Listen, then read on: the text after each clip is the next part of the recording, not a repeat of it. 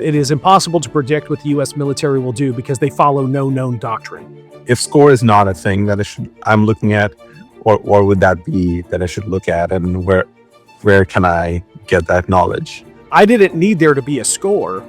Neither did my team need there to be a score to start reporting and drawing attention to that risk. There's a lot of our clients that were protected proactively before WannaCry became a problem. We are in this generation's version of the .com era. Behind every decision, there is a person with a perspective. This is where they get heard. This is The Bottom Line by Scalefusion. Hey everyone, welcome to another episode of The Bottom Line with Scalefusion. So today I'm going to be talking to TJ Ramsey, who's a Senior Director in Threat Operations at Fortified Health Security. And so the conversation today is going to be very interesting and very much around AI and a little bit about his awesome experience working for the U.S. military and how that experience working there kind of blends in with everyday stuff. So with that, hey TJ, do you want to introduce yourself? Yeah, certainly. Thanks for having me. It's a pleasure to be here. My name again is TJ Ramsey, Senior Director of Threat Operations here at Fortified Health Security. I've been with the company for 11 years. I'm currently one of the longest serving members of the company. So I've really had the privilege and the honor to watch it grow from how small it was 11 years ago to where we are today. Right. My position within the company, I oversee and direct operations for our penetration testing, incident response services, and vulnerability analysis services. And prior to this, as you kind of mentioned in the introduction or the opening statements, was I did spend 12 years operating in military intelligence, both in the Army for the United States and as a defense contractor. Wow. Yeah, I mean, that's a great experience to have, and you definitely have a different outlook compared to someone, say me, who's never served. And I think your impressions and your opinions on this matter, especially around AI. I'd love to learn more because you probably were exposed to a lot of these kind of techniques or this line of thinking way ahead than any of us as common civilians would have probably been exposed to. So I would love to hear a little bit about that and from your early days and like how you started into, how your journey basically into the Army, and then anything that you've learned there, some interesting things that you can talk about. So when we think about the military, and I grew up in a very military, very militaristic family, right? Dads, granddads, uncles, even aunts in some cases, all served to some capacity in the military, dating back several generations, right? One of the things that, when you grow up in an environment like that, everything seems kind of rigid and it's a doctrine, right? When the military marches, there is a prescribed pattern and approach to every step you take in all honesty. Right. But when it comes to, operations, especially when you're starting to get into asymmetric warfare or what we call irregular warfare, in what we see, global war on terror, that type of stuff, how quickly the doctrines kind of go out the window. I actually remember and I'm gonna have to paraphrase because I don't remember the exact quote, but one of the greatest challenges that some of our adversaries have ever encountered, namely, the communist blocs, Russia, so on and so forth, countries like that we've had tensions with. They have even commented that it is impossible to predict what the U.S. military will do because they follow no known doctrine. Right. So that was kind of an eye-opening thing to me. And it was, we have rules to follow, but under certain circumstances, those rules go out the window so that we can accomplish the mission. And the earth-shattering part of that ultimately is don't be afraid to actually think and execute outside the box. Right. That's a very valid point, especially in this new world of AI. It's also very similar that way, because now like AIs are also very goal oriented, right? So you give it a task and they're just so task oriented that yes, there are some doctrines like hey, certain rules, but you can't 100% predict exactly the path it's going to take to accomplish because it knows that it has to accomplish. So yeah, I guess there's a lot of parallels there. So Now coming back to post army, like how did the civilian kind of growth and your experience there, like how did that transition happen for you? In what age? Yeah. Yeah. So I was a defense contractor when shortly after my son was born is when I got into that. I wasn't in the military when I had my first child. But Right. coming out of the military, I was working in retail behind a counter and making $11 an hour out of such great skills the military gave me, right? And I say that a bit tongue in cheek because there is some validity to Sure. what I learned in the military, but Right. the natural direction was I got to find a job with my skill set, and I was fortunate enough to get Right. hired on as a defense contractor and making much better money to support my Right. family. That still wasn't quite the civilian transition because I was still operating in a very military construct. I was Right. assigned and attached to Yeah. military units. So the real civilian transition really occurred when I quit deploying and quit serving as a defense contractor. And Right. I resigned from defense contracting in February of 2015, and I got hired on with Fortified in May of 2015. So it was a relatively brief transitional period into a civilian sector. But I Right. will say, and if there's any veterans that are watching this, you know, it is a Yeah. challenge. It's a significant challenge. And I don't think a whole lot of people Yes. truly understand what that Yeah. is.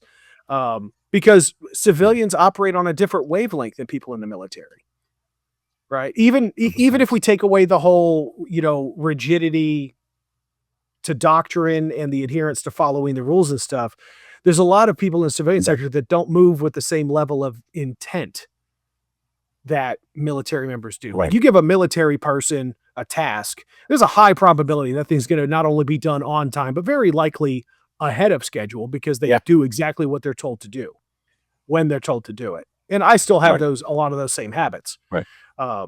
But civilians, and no discredit to my brothers and sisters who haven't served, but you guys move at a different pace, and sometimes that can be a bit frustrating to people who are used to Sure. operating at a higher tempo. Um, but as far Right. as the work goes, it really came down to just the ability to communicate effectively and to respond Right. rather than react. And there's still a lot of Right. that many people like me deal with. Still a lot of that we're trying to overcome, but it's a slow process. But yeah, that's kind of what the transition really was. It wasn't so much doing the work. Right. I have Right. a degree Yeah. in IT security, so doing the work wasn't hard. It was the soft Right. skills that were the most challenging. Correct. Yeah, I can definitely totally see that because one of my colleagues in one of my previous organizations was from the army, and he was so detailed oriented, and we were too, but it was to a point where um, like he needed everything like documented, well documented, to a point where like we can't start until like everything is well defined, or was to the point, which was a great thing that I learned, and which I still follow to the day. When I start to document something, it just goes to that kind of habit because that there was like it's a little bit of like a little bit of extra work initially, but then that kind of saves you a lot of time much later because like Mhm. he constantly used to say a stitch in time saves nine, was his thing that he always said to us. And so yeah, you're 100% correct. I mean, I guess a lot of the challenges is understanding those, like not everyone, not everyone who's, I mean, especially people who haven't served are not, don't necessarily think or probably like react the same way you probably would, or you probably expect someone would react. So, Yeah, it's but, it's really just coming down but to yeah, it's really just coming down to an understanding that there is such a thing as good enough. And yeah, that's a really hard for thing sure. for people in the military to digest in some cases. So true. Yeah. Yeah. But yeah, we thank for your service, and yeah, it's cool for guys like me sitting in the comfort of home and and complaining about every single thing, like how my coffee not perfect day, but there are Mhm. people out on the fields doing the hard work. So yeah, we thank you for the service on behalf of everyone. Um, You're welcome. so now coming back to your work at Fortified Health Security. So Mhm. let's talk a little bit about that. So like when you started, what was your day to day like, and how that Yeah. evolved in the last 10, 11 years? Yeah. So when I first joined Fortified, I started as a vulnerability analyst. So Right. running VTM scans with Nessus, identifying, analyzing, and giving the client prioritization for things that they need to address. Right. From there, I progressed into becoming a penetration tester, an ethical hacker. And Right. then shortly thereafter, and through the course of that experience, we did get engaged in some incident response cases, call it informally, and it got to a point Mm. where we recognized that we needed a standing service around incident response. And in partnership with our CISO, Russell Teague, who's a good friend of mine, he and I Right. together built the incident response services here at Fortified. So through the course of my Right. involvement at those levels of showing leadership capabilities, the Right. drive and the operational discipline to get done what needed to get done really did help Yeah. elevate me into a leadership position, management position. So team lead manager. Ultimately, I Right. was assigned to take on the whole division. So all the three services that I have delivered directly and served as a individual contributor and associate in, I now oversee Right. as a senior director.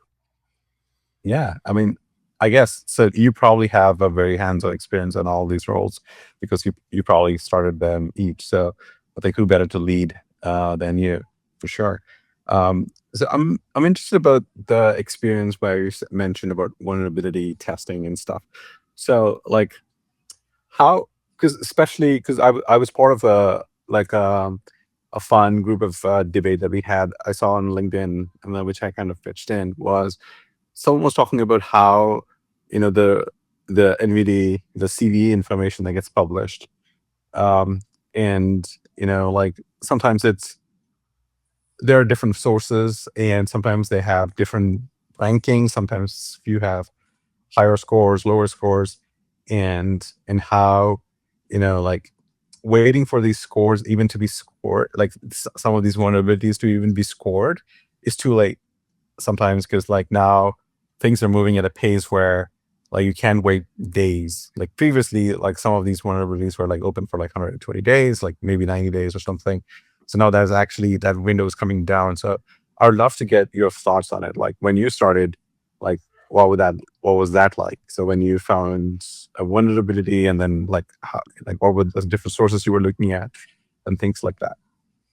Yeah, so the CISA KEV database is a great source for that. I do want to comment though on the quantification of Yeah, CVEs when they're released.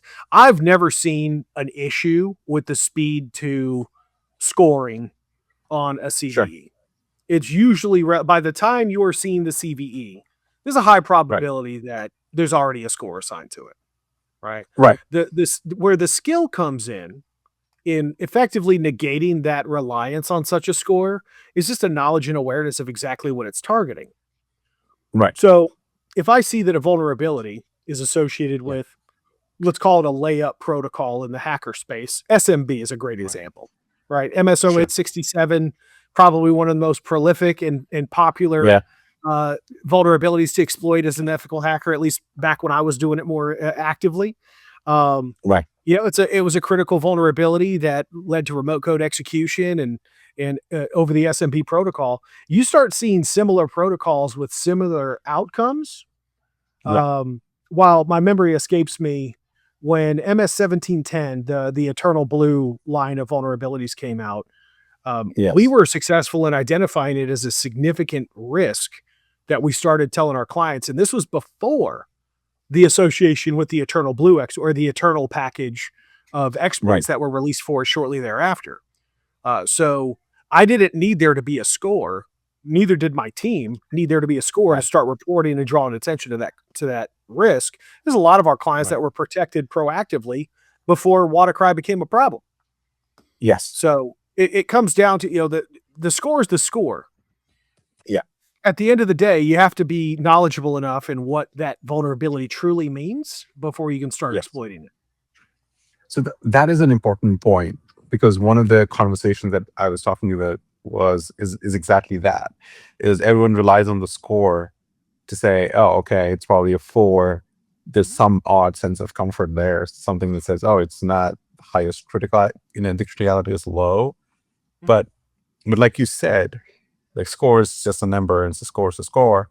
But as long as you understand the actual vulnerability, and I feel like, what would you recommend, people use as a tool to figure out, hey, this is a serious thing, so I shouldn't wait for, like, if score is not a thing that I'm looking at, or would that be that I should look at, and where can I get that knowledge if I'm not? Yeah.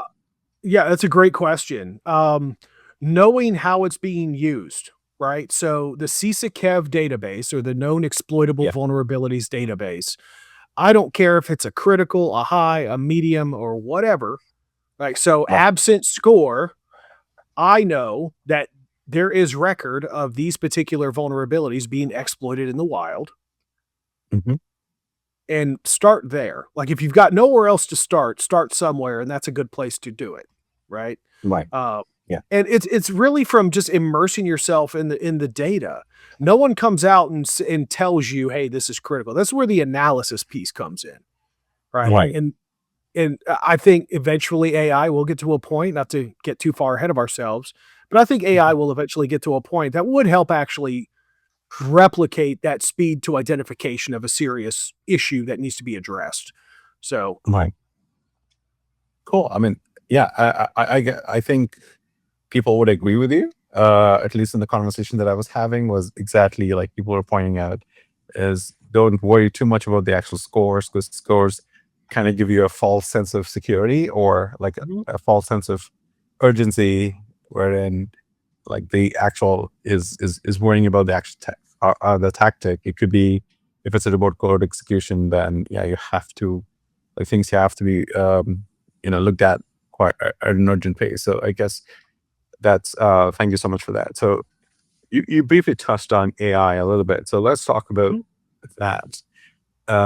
So when was this, like, how did AI change your current organization? We can talk about the general industry in a minute, but I'd be more interested in your current role.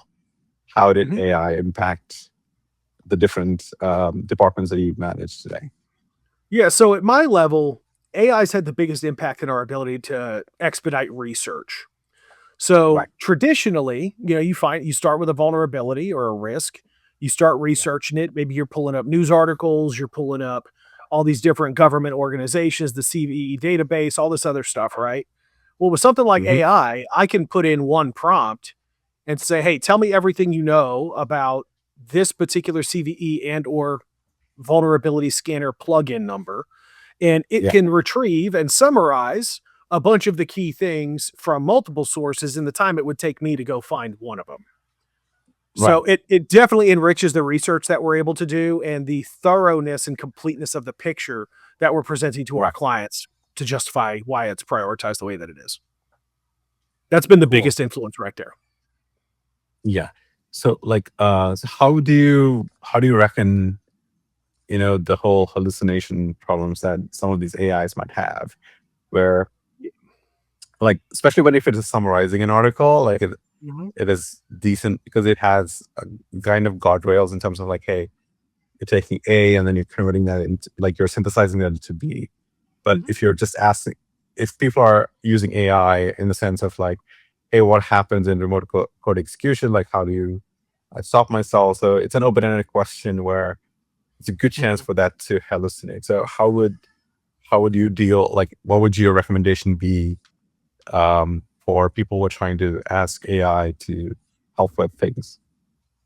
Yeah, so it's an important thing to consider, right? So understanding that AI is prone to hallucinations, I've seen it myself.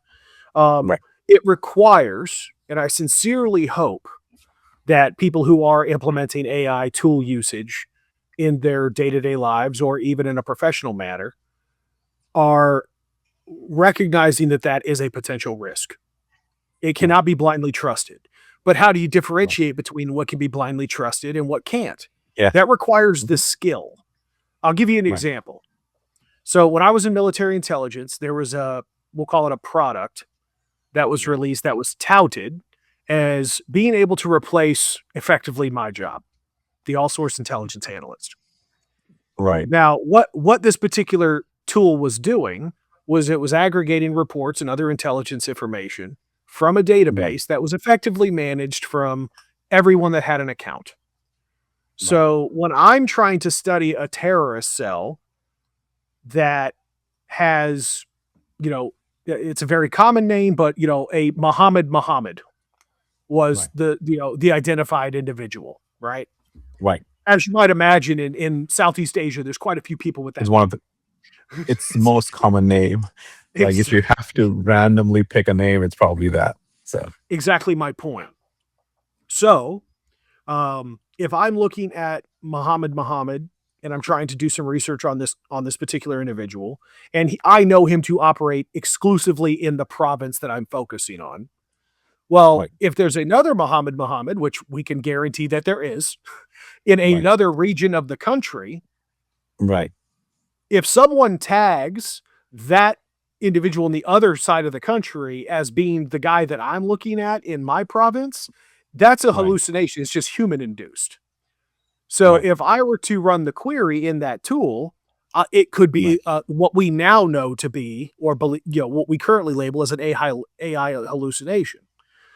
So you have to know the core concepts, like the fundamentals of knowledge and experience and education do not get replaced with AI. They can't at this point in time. So one of the few things that I force on people that I'm mentoring is I force them to do the research more manually for a decent period of time until such time that I believe that they've mastered the core fundamentals of research and can then check what AI is telling them. Because the intent now, the workflow now becomes, rather than having to go and research 5, 10, 15 articles to figure out what this vulnerability actually means, I now just have to spend a little bit of extra time validating what the AI model is returning to me, which is much faster in the long term. Right. Or in the grand scheme of things. So it's really just about making efficiencies and getting the completeness of the picture, and then spending the bulk of the work validating the data that you have in front of you. 100%. Yeah. Because like hallucination is a big problem, and like you said, AIs are only as good as like the data is looking at, and sometimes, like because they're scraping a bunch of internet information, and it's like you give it garbage in, it's garbage out. So like, you're 100% correct. So there needs to be a little bit of experience that comes with,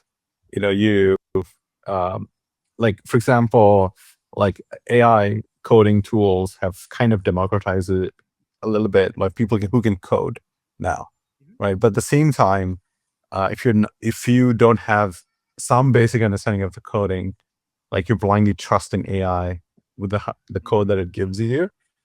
So like someone actually said this on Twitter a couple of days ago, like where someone searched for, their API key, just a text API key on GitHub, and they found a whole bunch of repositories where there are a whole bunch of vibe coders who just had their ChatGPT's API keys or like Claude API keys just plainly put up out there in text files.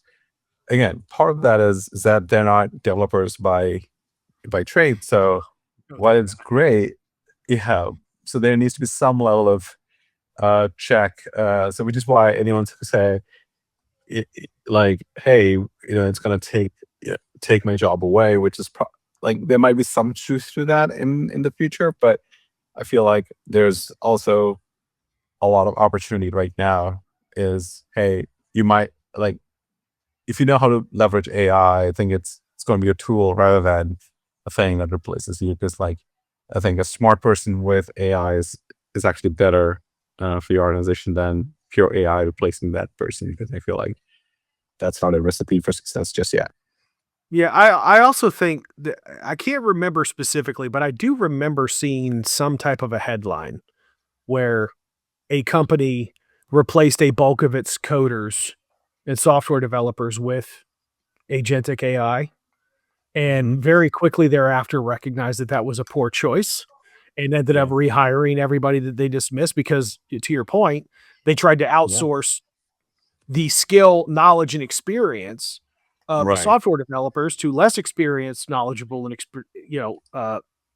AI handlers who didn't know how to validate what was coming out of it, right? So, there's going to be some rough lessons learned moving forward when it comes to companies adopting AI for the use of good things. But it should really be, if I could provide any advice to anybody looking at this, for as much as my opinion might matter, use it to find opportunities to gain efficiencies. Worry about what you could do with it to streamline operations with regard to headcount later. Right. Yeah. Very true. And shiny object syndrome is what it comes down to. Shiny objects. 100% agreed. Yes.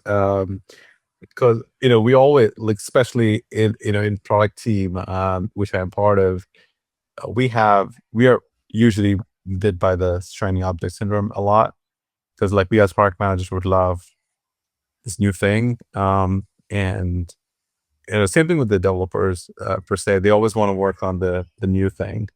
No one wants to do the whole boring whatever thing's been working on. But yeah, I feel like we have, especially AI, because like AI has seen crazy adoption from everywhere, and everyone assuming that there was a false sense of understanding of what its capabilities are, and which kind of led to people leveraging it for things where it was not qualified to do, and so everything is coming back. So I 100% agree with you on that.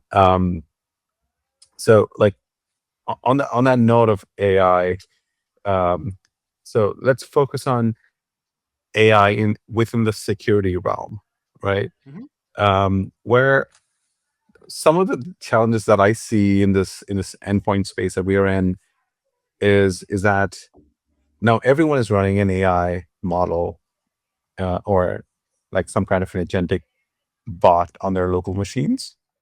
Like we've seen that with Claudebot or Clawbot, which got acquired, I think, by OpenAI, things like that. So, and that kind of became a thing where now people are just running. And if you look at the signature of it, right, it kind of spins up a bunch of different swarm of these smaller bots, which kind of, and they keep running and doing things. It looks eerily similar to a ransomware. And so like, what are your thoughts on that? Is because employees are trying to do that because now it kind of helps them, get their day better, or like help them organize better, or things like that. So what are your thoughts on that? Yeah, I honestly think at this point in time, with regards to security, considering, looking at this through a healthcare lens, the greater risk is availability. Right. Availability of data. There's several of my colleagues have even said, if my daughter falls and breaks her arm, I don't care about what level of patches on the systems we need to treat her. I care about those systems being available to fix her broken arm. And that's a true statement. System availability is patient safety. So the question then becomes, if left unchecked, these tools that are completely legitimate, completely benign, not intended to be harmful in any way, shape, or form, but those agents that they build or those processes that they build start negatively impacting the availability of those systems because it shuts down a service or overflows a storage drive or God knows what, right? I would say that unchecked AI utilization within an enterprise environment, especially a healthcare environment, is almost more of a danger right now than any of the perceived future threats that we're ultimately going to be talking about. Absolutely. And before we move on to the Anthropic and my thoughts a little bit, because that's super interesting conversation there. What are your thoughts on all the new VC backed companies for going hard on token usage? Now there was a brief talks where they were talking about like one of the measuring yardsticks that typical Silicon VC firms use. Previously, it was just the number of people that you had, but now it's about there's a term on it. It's called token maxing. Like how many tokens are you using? There's a lot of people who make jokes on it too, but at the same time, like, what are your thoughts on that? Like, do you think that is a valid metric to measure someone's success by saying, "Oh yeah, you're using more tokens, so you're probably good." Yeah, I think it's better than it's a reasonable metric to track from a business perspective that Sure. quantifies what your users are using. If you give it to 1,000,000 people, let's just say you sell 1,000,000 licenses to it, you got 1,000,000 different users, Right. unless you have a better way to quantify the amount Right. of usage that each one of them is doing, if they all spend 5 minutes on it, is it really valuable? So Right. by having a quantifiable metric that actually denotes what the real usage is, that really gives Right. people an opportunity, not just from a call it a corporate valuation perspective, but it also gives you an idea about how valuable the product you're putting out is. Interesting. Okay. Right? If no one's using it, then it's probably not being valuable and you probably need to call an audible and do something different. True. Um, yeah. I guess in that sense, you're 100% correct. And the Cool. way that Anthropic's done it, I think, is relatively intelligent because it's not Right. just one for one token usage, right? Using a chat doesn't consume the same level of usage, obviously Right. depending on the model you're using, Opus, Yes. Sonnet, etc. But using Claude Code has its own token utilization, right? Claude Yes. Cowork has its own utilization metric. Yeah. So now you've Sure. taken that basic usage metric and been able to divide it out into some of the core feature functions that you have Right. within the tool that you're in the product you're releasing. So Sure. Yeah. Yeah.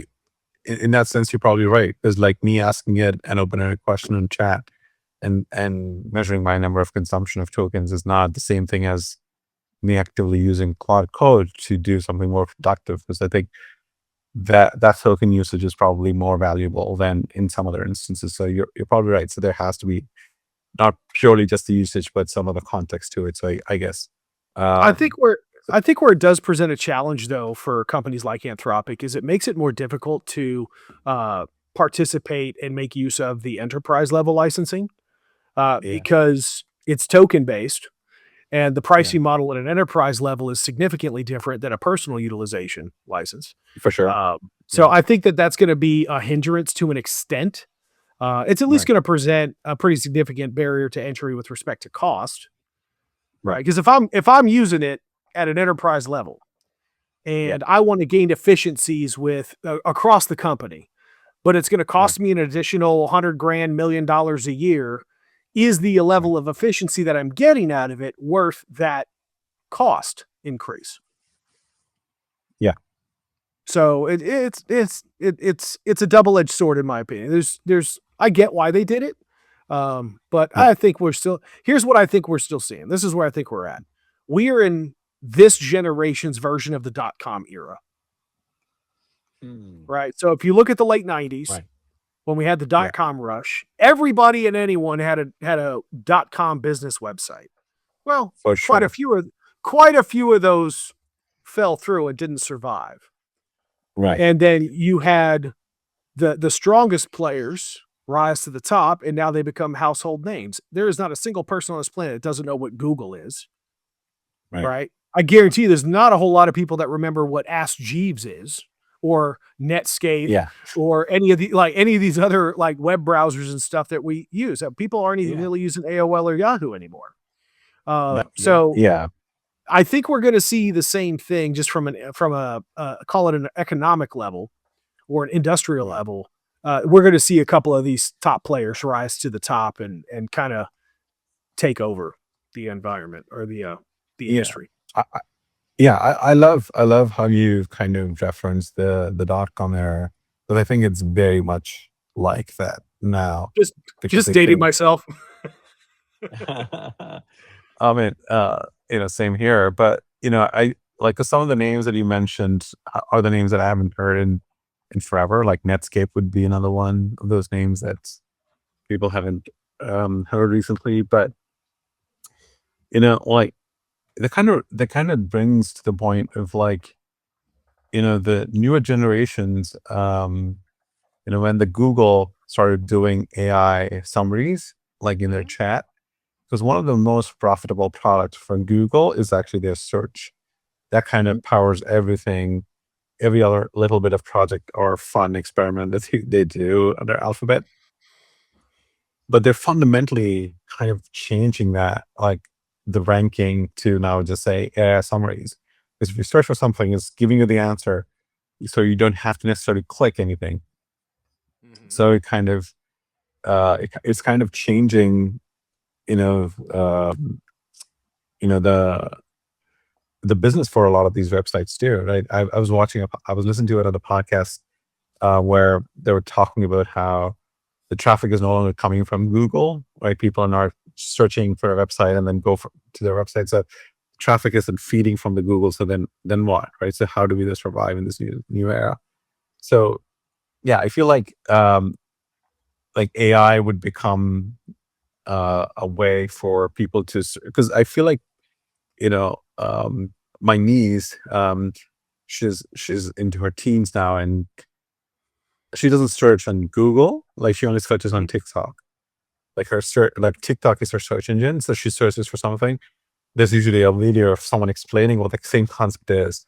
And then she's like, oh yeah, I found it. I know exactly what to do.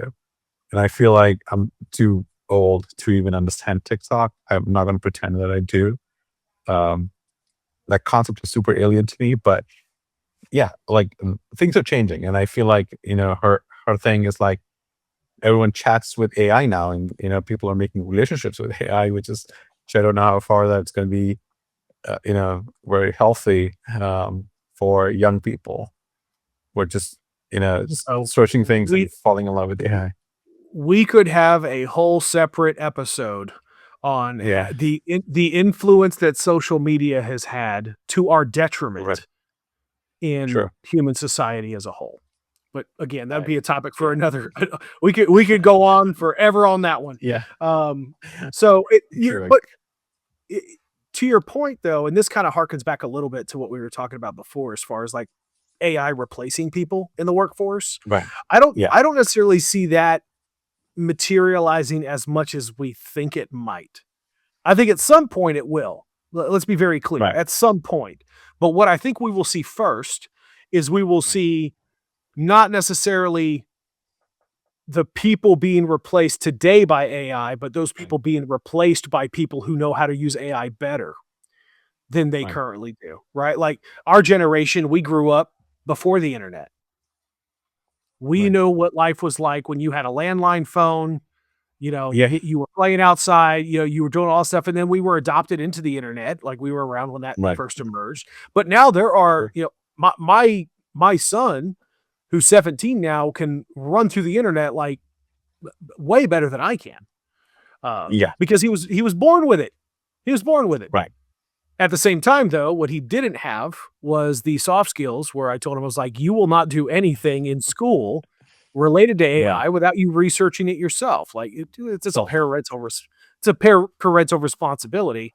But yeah, I feel like, man, if I had a choice to direct my kids to use something for research, TikTok would be not even close to on that list.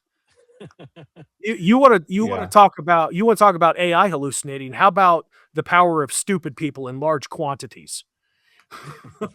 Like, that's far more dangerous. That's far more dangerous than AI.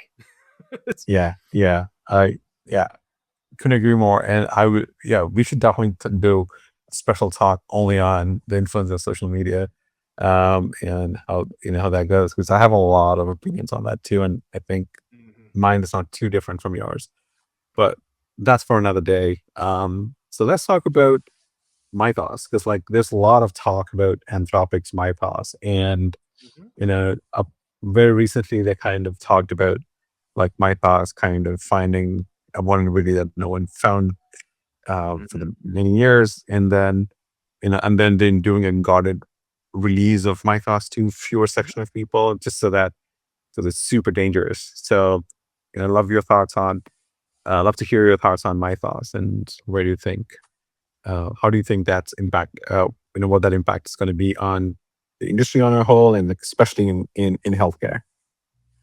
Yeah, so the impact on the industry as a whole still remains to be seen, right? This is still so new that they've only released it. I think it was 40 companies total. That list may have grown by now, but last I heard, it was around 40 different companies. that were given exclusive access to it, presumably to conduct research and to see what maybe, God willing, they could use to leverage it as a defensive capability. But until it actually makes its way into the greater population, we'll call it general population, right? I don't know that it would be easy to predict without being, super doom and gloom about it, because that's what seems to be dominating the headlines today, is how dangerous this thing can be. And I think rightfully so. Human beings typically fear what they don't understand, and that dates back to the beginning of humankind. Right. But what I'm really hoping is happening is that if the news articles are correct and that the level of risk that's presented by Mythos is real, that I would hope that the industry is doing the responsible thing in leveraging the opportunity and the access to figure out how we could turn it around to abate the threats that we presume that it will present. Right.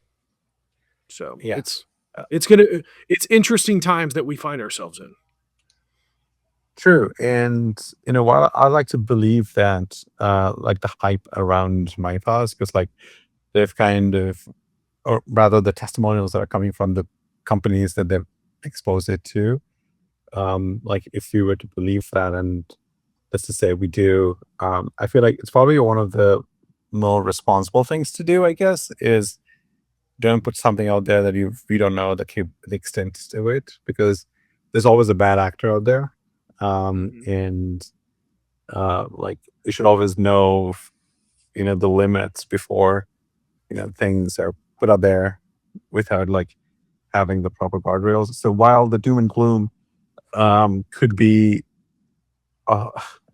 it might even be a strategy, because like we all like dangerous things, and now it like everyone, even my my father-in-law, who's not super into technology, knows about Mythos, and from the news, because like they keep talking about it, and he knows what Anthropic is.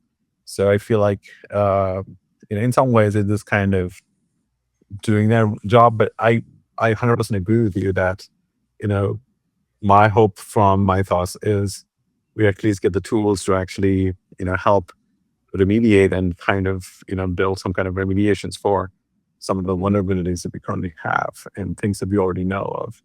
So and that's really been my whole focus. As a matter of fact, I've got to give a shout out to Fortified. I'm actually writing a paper in our mid-year Horizon report, which kind of chronicles the same talk track. So people who might be interested in that can get it from Fortified's website when that gets released here in about, I think it's coming out July, if I remember correctly. Nice. So we do an annual Horizon report, and we do a mid-year Horizon report that covers various topics that are germane to threats and the cybersecurity environment around healthcare. But I'm actually doing an article on this particularly as a contributing author, and you're 100% correct. It comes down to, why are we worried about the threat that may present itself when we have enough trouble addressing the threats that are right in front of us right now? Right. Yeah. So if like in terms of parting thoughts, like what are some of the things that you would tell which are more relevant in healthcare industry that we in general, like in the other verticals, could be like retail or just IT in general? Like what are some of the things we're going to learn, or some of the things that the knowledge that you've learned that you can share? Yeah. So regardless of the depth of threat or the magnitude of the threat that's presented by AI, one of the things that I think we can all agree on is that whatever threats they might be, even if they're menial, will be faster. Okay. So the need to review processes, change control processes, patch management processes, remediation, execution processes need to be reviewed for the extent of allowing the people who are responsible for fixing those issues to do it as quickly as possible. Right. There's a lot of red tape that many industry verticals fall under, and they can't make the changes as quickly as they'd like to. you take into account one of the big issues that we encountered a couple years ago, and that was the big supply chain attack around SolarWinds. Yes. There are a lot of organizations that have adopted a net 30-day patch policy because they want to make sure that they don't fall victim to another supply chain attack, right? Right. And it was about 30 days. Like, I get why they did it. I absolutely understand why they did it. But how long is that sustainable? Correct. Is the risk of a potential supply chain attack, again, as risky? Is it risky enough to allow your patch management, your remediation mitigation processes to remain that delayed? Right. So That's we got to be able to react faster. That's a great note. And on that note, I think I really, from the bottom of my heart, would like to thank you for joining us today. And that was a super engaging and fun conversation. And I feel like that's a great note to end our conversation on. So the bottom line is AI is going to present itself with a bunch of, sure, the tomorrow is going to be slightly more uncertain with all the vulnerabilities, but what we know for sure is happening is going to be that the time to reaction has to be much shorter, and we can't afford to have longer timelines. So having a good processes in place, and I feel like that is a great advice. And I feel like all of us can look to our patching tools or any of their tools that we currently use today, is how can we shorten that gap from time to identifying to a threat to remediation. We can't be measuring in months or days for that matter. Like that, it has to be significantly shorter. We have to figure out a way to make it shorter. So thank you so much. And so, but TJ, how can people find you? Like, is there a LinkedIn that they can find you on, like a blogs? Please share any of the sources. Yeah. So I can be found on LinkedIn. Just searching for Tim Ramsey is what I go by on LinkedIn. I am also available through Fortified Health Security, T Ramsey at fortifiedhealthsecurity.com is my direct email. And if there's any other questions or people want to connect with our marketing team, connect at fortifiedhealthsecurity.com is a great resource. Not only is it a great way to get in touch with some of the thought leaders here within the company, but also a great way to gain insight on some of the many other, marketing type stuff that we put out. We do webinars. We do white papers all the time. We post threat bulletins that encompass our research for some of these notable threats. So I would invite anybody to check our website out, reach out to our marketing team, or they can reach out to me directly. Awesome. Thank you so much. And I will definitely follow Fortified Health Security, because I feel like, talking to you and, many more awesome people like you in the organization, I think that'll be more helpful for me. But yeah, we're pretty active. And, we're pretty active on LinkedIn as well. So even if you just follow Fortified Health Security on LinkedIn, it's a great place to start. Awesome. Will do.